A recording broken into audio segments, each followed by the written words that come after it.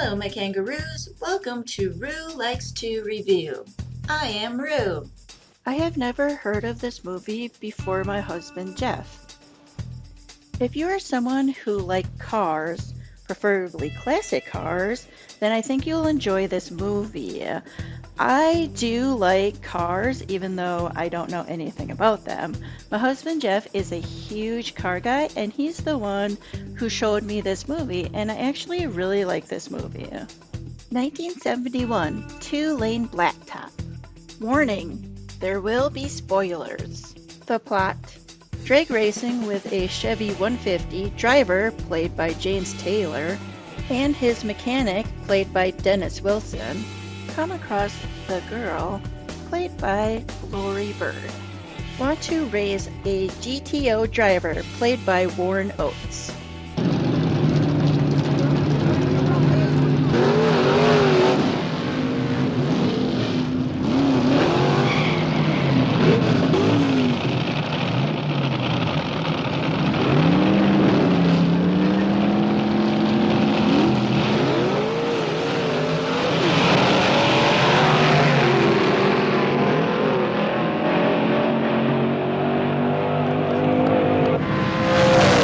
This movie was shot in 8 weeks. I always find it interesting where the gas goes for classic cars.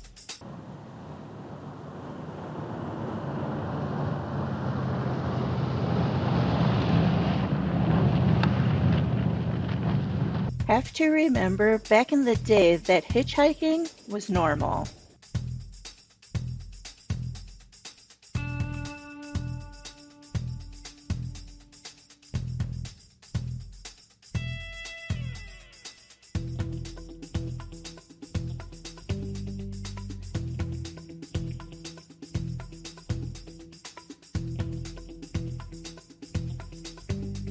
All the actors had no idea what scene they were doing until the day of.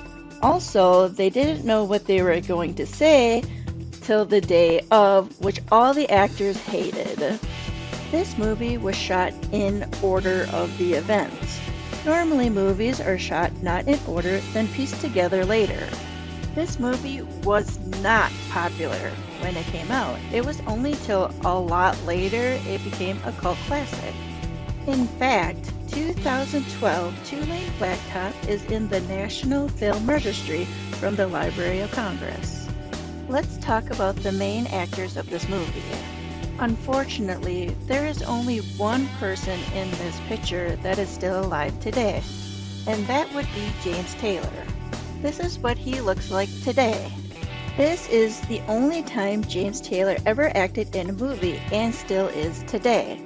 If you didn't know, James Taylor is a singer, songwriter, musician. As of 2007, James Taylor had stated he has never watched the movie, but I couldn't find if he still hasn't watched the movie or watched the movie by now.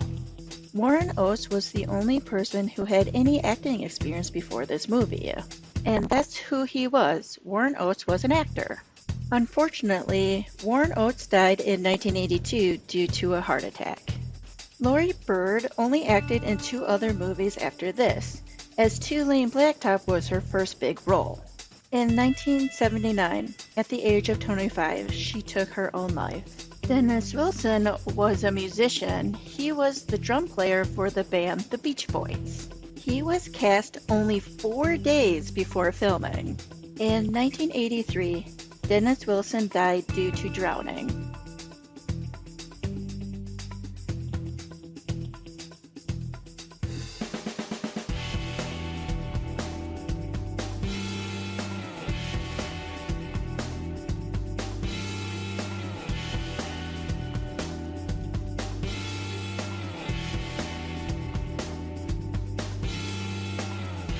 This part always makes me laugh, and my husband and I really like this part of the movie.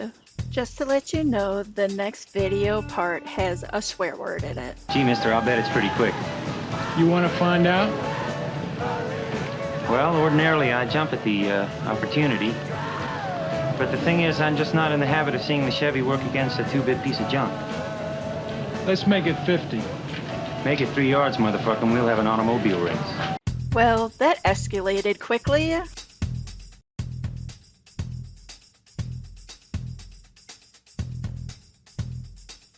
The subplot is GTO driver, played by Warren Oates, picks up any hitchhiker that comes along and he tells them all untrue stories of himself, and most of the time the hitchhikers cannot wait to get out of the car.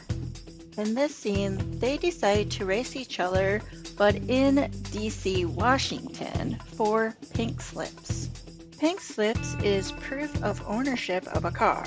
Whoever wins, the winner gets the loser's car for keeps. Here is a goof. The car pulls into this gas station and it's very clean, even though they've been driving through 3 states.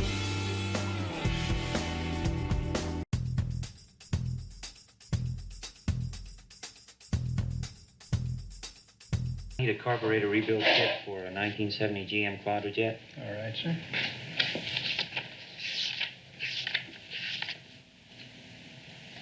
I believe I've got one, sir.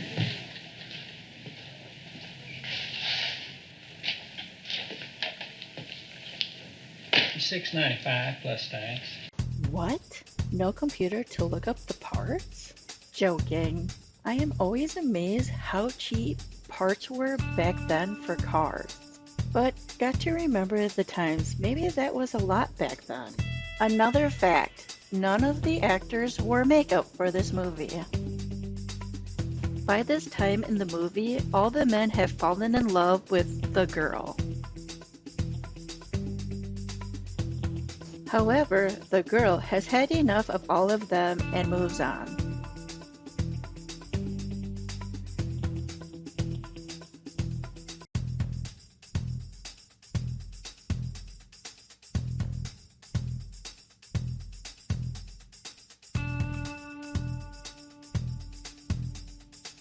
Because the girl left, the race is off.